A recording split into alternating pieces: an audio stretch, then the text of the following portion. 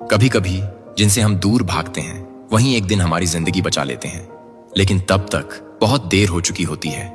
पर इस बार शायद किस्मत ने किसी की जान बचा ली, जिसे सबने नकारा लेकिन फिर भी उसने मदद करी। जंगल में एक जानवर था, नाम था शाही, एक प्यारा सा पोर्क्यूपाइन, लेकिन उसकी पीठ पर थे नुकीले कांटे। जहां भी जाता लोग उससे दूर हो जाते। कोई उसके पास बैठना नहीं चाहता, कोई उसका दोस्त नहीं बनता।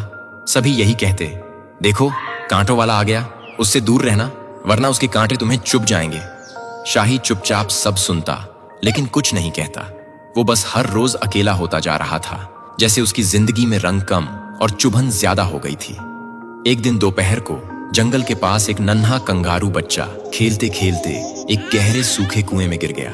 उसकी मम्मी उसे ढूंढती रही लेकिन वो कहीं नहीं मिला।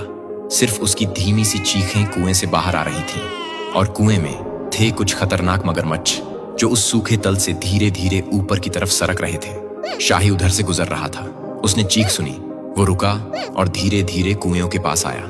जब उसने नीचे झांक कर देखा तो कंगारू का बच्चा कांप रहा था और मगरमच्छ पास आ रहे थे। शाही के पास समय नहीं था, ना कोई मदद, ना दोस्त, ना इंतजार।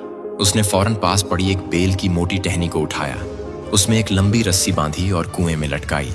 फिर खुद अपनी कांटों वाली पीठ को पेड़ से कसकर फंसा लिया ताकि वो नीचे खिंच न जाए। फिर उसने तेजी से आवाज दी, पकड़ो इसे, और पूरी ताकत से उसे ऊपर खींचा। बच्चा कांप रहा था लेकिन जिंदा था। वो फौरन अपनी मम्मी के पास भागा और सब कुछ बताया। उसकी माँ, जो कभी शाही को खतरनाक और अप्रिय समझती थी, अब चुप खड़ी थी, आंखों में आंसू लिए। जिसे हम कांटा कहते थे, वो आज मेरी दुनिया बचा ले गया।